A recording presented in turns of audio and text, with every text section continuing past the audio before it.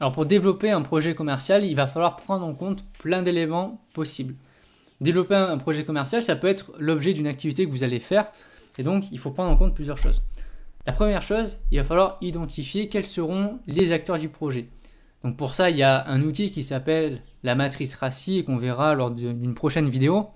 La matrice RACI, elle permet justement d'identifier tous les acteurs du projet et d'identifier leur rôle. Quels seront les collaborateurs ou les collaboratrices qui seront impliqués dans le projet? Est-ce qu'il y a des partenaires commerciaux ou financiers qu'il va falloir faire appel? Combien de personnes seront mobilisées? Et après, globalement, qui fait quoi et qui fait quand, on va dire. Donc ça, c'est tous des éléments qu'il va falloir bien déterminer à l'avance. Deuxième chose qu'il faut se poser comme question, c'est le temps disponible. Combien est-ce que vous avez de temps devant vous pour réaliser ce projet? Est-ce qu'il est important de le faire rapidement ou est-ce que vous pouvez prendre votre temps? Donc là, on va parler de la planification des tâches. Et dans ce cas-là, vous pouvez faire un Gantt ou un PERT par exemple. Après, vous avez la méthodologie de travail à prendre en compte. Comment est-ce que vous allez vous organiser pour être le plus efficace possible? Parce que un projet commercial, des fois, il va immobiliser du monde, donc ça veut dire qu'il y a un certain coût financier derrière au niveau de la masse salariale. Il va peut-être gêner le client, donc il faut que ce soit mis en place le plus rapidement possible.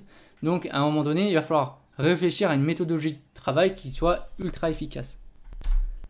Il va falloir aussi prendre en compte dans votre projet le cahier des charges. Peut-être que c'est un projet commercial que vous-même vous avez envie de faire, mais peut-être que c'est un projet commercial qui est imposé par le réseau et que vous allez devoir mettre en place. Donc dans ce cas-là, il y aura un cahier des charges qui aura été défini avec toutes les contraintes qui sont à respecter et quelles sont justement les attentes attendues par le réseau ou par votre responsable du projet commercial, tant au niveau de la manière de le mettre en œuvre que des résultats à obtenir.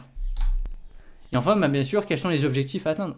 C'est-à-dire, est-ce que c'est de développer le chiffre d'affaires? Est-ce que c'est de développer la clientèle actuelle ou une nouvelle clientèle?